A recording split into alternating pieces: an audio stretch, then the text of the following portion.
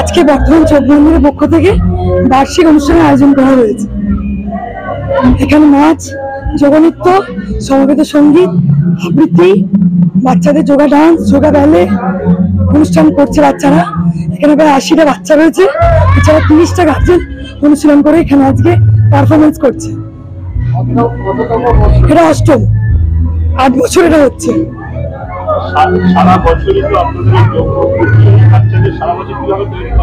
সারা বছর বিভিন্ন সপ্তাহে 3 দিন ক্লাস থাকে।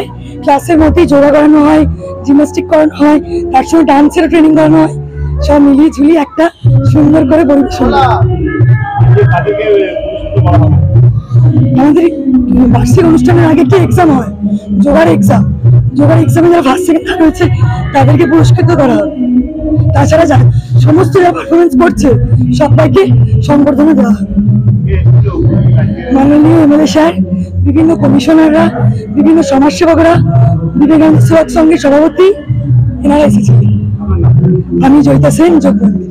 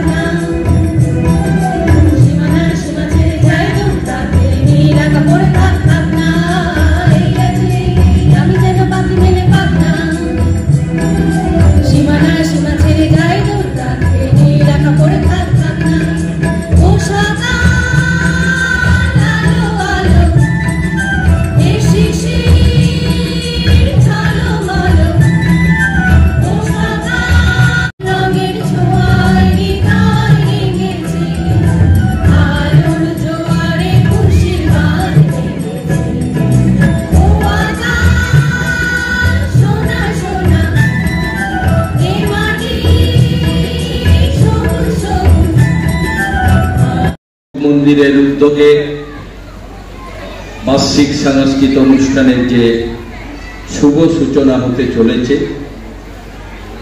তার মঞ্চে উপস্থিত রয়েছেন আমাদের সবার প্রিয় আমাদের সঞ্চালক সুদীপা, যার উদ্যোগে এই যোগ মন্দির চলছে।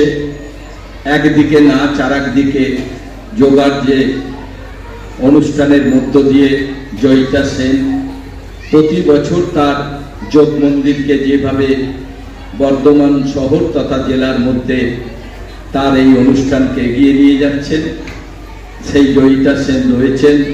এবং আমাদের সবার অত্যন্ত প্রিয় মানুষ মানস দা ইমত্তর এখানে আসলেন। আমার দিদি নন্দিতা দিদি রয়েছেন, আমাদের দুর্গাপ্রসাদ ব্যানার্জি এবং বিবেকানন্দ সেবক সংঘে সম্পাদক সহ এখানে যাদের জন্য এই অনুষ্ঠান, আমার ছোট ভাইয়েরা, বোনেরা, তাদের অভিভাবকরা, সবাইকে আমি আমার শুভেচ্ছা এবং ভালোবাসা জানাই।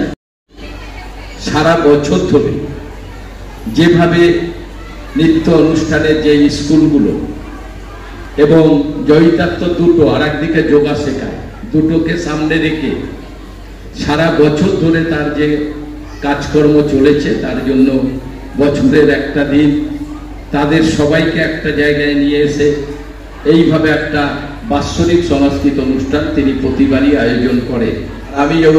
আমি জয়িতাকে ধন্যবাদ জানাই।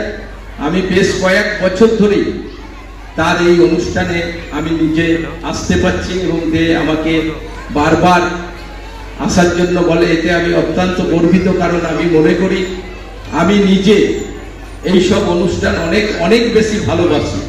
তাই যেখানেই যার অনুষ্ঠান হয়, আপনারা দেখেছেন, আমি সেখানে যাই এখন। তাই আমি জয়িতাকে বলবো, তোমার এই আমাদের যোগ মন্দির আরো এগিয়ে যাক, আরো বড় হোক, সামনের দিনে বড় জায়গায় যাওয়ার জন্য আমরা অবশ্যই সেই দিন দেখার আশায় থাকবো। সবাইকে ধন্যবাদ, সবাই ভালো থাকবেন।